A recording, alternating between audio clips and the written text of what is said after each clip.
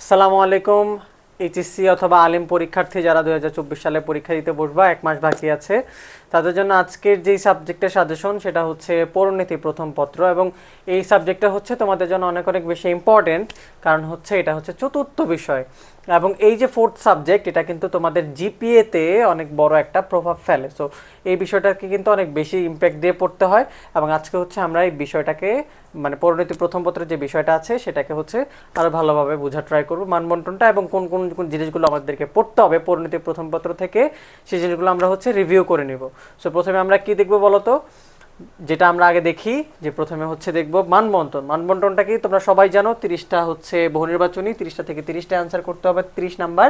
আর হচ্ছে 11টা সৃজনশীল থেকে 7টা সৃজনশীলের অ্যান্সার করতে হবে, সেটা হচ্ছে কি 70 নাম্বার। সো এই হচ্ছে 30 আর এই হচ্ছে 70, এইভাবে হচ্ছে 100। একদম ইজি একটা মানবন্টন ছিল।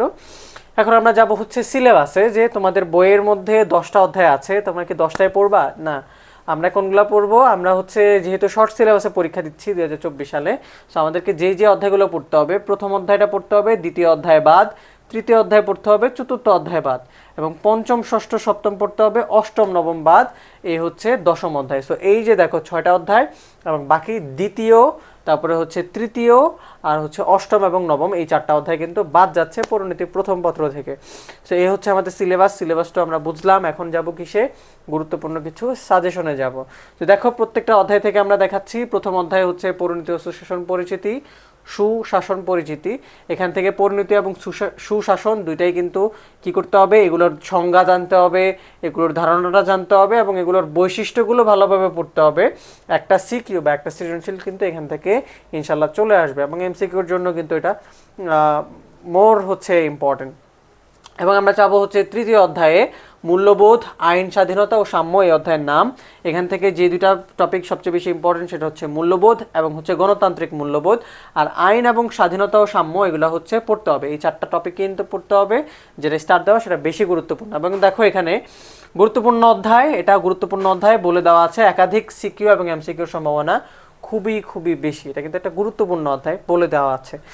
এরপর আমরা চলে যাব পঞ্চম অধ্যায়, নাগরিক অধিকার ও কর্তব্য এবং মানবাধিকার। এখান থেকে তোমাকে অধিকারের যে টপিকটা সেটা গুরুত্ব দিয়ে পড়তে হবে, এবং তথ্য অধিকার ও আইন, তথ্য অধিকার আইন যেটা 2009 সালে প্রণয়ন করা হয়েছে, এবং নাগরিক জীবনের প্রভাব, এই যে টপিকটা, এটা কিন্তু বেশি গুরুত্ব দিয়ে পড়তে হবে। এই দুটো হচ্ছে বেশি গুরুত্বপূর্ণ। এবং কর্তব্য, যেটা আমাদের কি কি কর্তব্য নাগরিক হিসেবে, সেটা পড়তে হবে। এবং নাগরিক অধিকার এবং মানবাধিকার, এই টপিকটা কিন্তু পড়তে হবে। এবং এই যে টপিকগুলো, সেগুলো শ্রেণীবিভাগ, প্রকারভেদ, তারপরে হচ্ছে প্রকারভেদ এবং বিভিন্ন অধিকারসমূহ ভালোভাবে কিন্তু দেখতে হবে। এই টপিকগুলোর এই জিনিসগুলো দেখতে হবে। তারপর আমরা পরের অধ্যায়ে চলে যাই, সেটা হচ্ছে ষষ্ঠ অধ্যায়, রাজনৈতিক দল, নেতৃত্ব, সুশাসন। রাজনৈতিক দল টপিকটা আছে, গুরুত্ব দিয়ে পড়তে হবে। নেতৃত্ব টপিকটা গুরুত্ব দিয়ে পড়তে হবে। এবং এই যে দুইটা টপিক, এটার হচ্ছে ধারণা জানতে হবে, এটার বৈশিষ্ট্য জানতে হবে এগুলোর, এবং এগুলোর কার্যাবলী জানতে হবে, এগুলোর প্রকারভেদ জানতে হবে, এগুলোর প্রয়োজনীয় গুণাবলী জানতে হবে। তারপর হচ্ছে 1-2টা সিকিউ ইনশাল্লাহ এখান থেকে মাস্ট বি আসবে, 1 বা 2টা সিকিউ কিন্তু কি আসবে, মাস্ট বি আসবে। এখান থেকে যেগুলো বলছি, এগুলো হচ্ছে ভালোভাবে ক্লিয়ার করে ফেলো। তারপর হচ্ছে সপ্তম অধ্যায়, সরকার কাঠামো ও সরকারের অঙ্গসমূহ।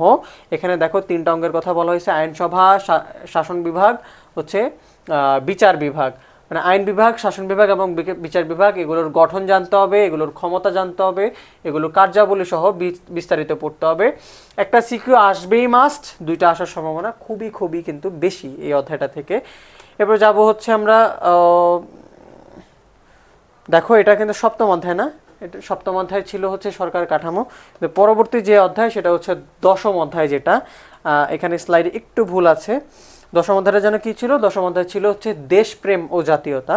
সো এই যে সর্বশেষ অধ্যায়টা ছিল, এটা হচ্ছে মানে দশম অধ্যায়ের জাতীয়তা এবং দেশপ্রেম। এখানে স্লাইডে একটু ভুল আছে, আমি যখন তোমাদেরকে কমেন্টে হচ্ছে পিডিএফটা দিয়ে দিব, তখন হচ্ছে এটা ঠিক করে দিব, ঠিক আছে? সো এটা হচ্ছে দশম অধ্যায়, জাতীয়তা, এটার মধ্যে জাতীয়তা ভালোভাবে পড়তে হবে, এবং দেশপ্রেম যে টপিকটা আছে সেটা ভালোভাবে পড়তে হবে।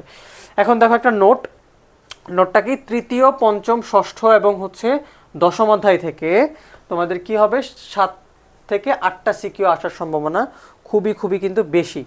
কি তৃতীয় পঞ্চম ষষ্ঠ এবং দশম অধ্যায় থেকে 7 থেকে 8টা সিকিউ আসার সম্ভাবনা খুবই বেশি, যেহেতু তোমার 7টা সিকিউ লাগতেছে। সো এই যে অধ্যায়গুলো সেগুলো ভালোভাবে পড়ো, বাকি যে 2টা অধ্যায় আছে সেগুলো হচ্ছে ভালোভাবে দেখে যাবে এমনিতে। সো আশা করা যায় একটা ভালো পরীক্ষা তোমাদের হবে পরিণতি প্রথম পত্রে। সো এই কামনায় তোমাদের সাথে দেখা হবে ইনশাল্লাহ অন্য কোনো হচ্ছে সাজেশনমূলক ভিডিওতে। ততদিন ভালো থাকো এবং তোমাদের প্রস্তুতি যেন ভালো হয় সেই কামনায় আজকের মতন বিদায়। আসসালামু আলাইকুম।